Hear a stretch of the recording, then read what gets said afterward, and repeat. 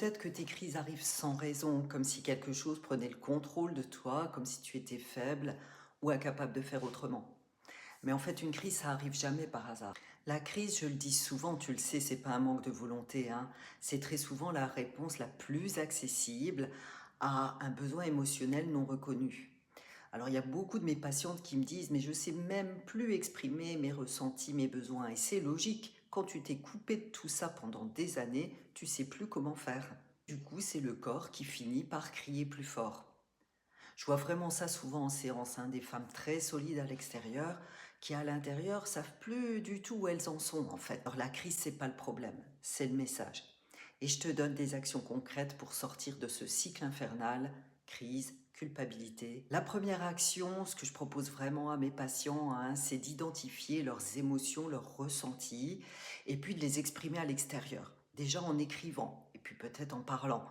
Le fait de mettre ses émotions à l'extérieur permet de ne pas les manger. Et ça, c'est déjà un point très positif.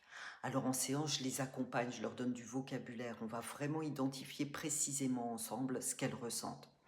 La deuxième chose, c'est que derrière un ressenti inconfortable, il y a toujours des besoins non satisfaits. Des besoins de réconfort, des besoins de rire, des besoins de partage, ou tous ces besoins qui, quand on va les nourrir, eh bien, on commence à se respecter.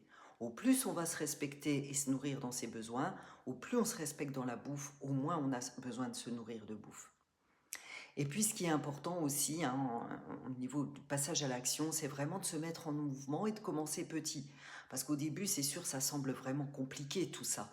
Et donc l'idée, c'est d'identifier les besoins, de les prioriser et puis de se dire comment je peux aller nourrir un type ou l'autre de besoin euh, en commençant petit. Je ne sais pas si ton besoin, c'est un besoin de repos, tu vas peut-être pas commencer par prendre 1 heure pour toi, mais 5 minutes, c'est déjà bien.